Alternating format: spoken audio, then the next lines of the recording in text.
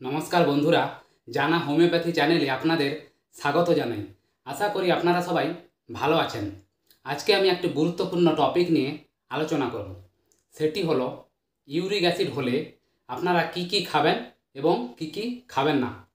তাই বন্ধুরা, ভিডিওটি স্কিপ না করে আপনারা সম্পূর্ণ দেখতে থাকুন, তাহলে পুরো বিষয়টি ক্লিয়ার বুঝতে পারবেন।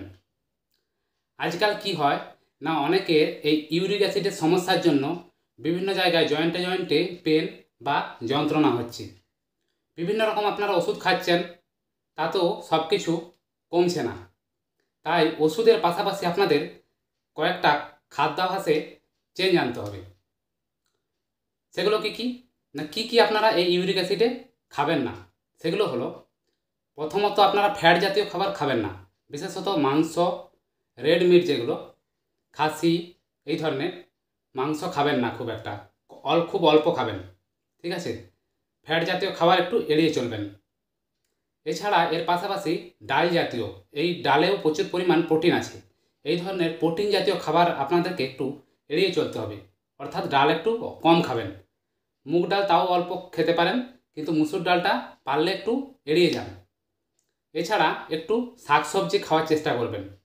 খুব টক জাতীয় ফল খাবেন না, ঠিক আছে। এইগুলো আপনাদেরকে মেনে চলতে হবে। আর একটা সবথেকে এর জন্য ভালো ফল, সেটি হলো, যেটা খাবেন, কমলা লেবু। কমলা লেবু খেলে আপনাদের কি হবে না, ইউরিক অ্যাসিড শরীর থেকে বেরিয়ে যাবে। তাই আপনারা পারলে একটু কমলা লেবু খাওয়ার চেষ্টা করবেন।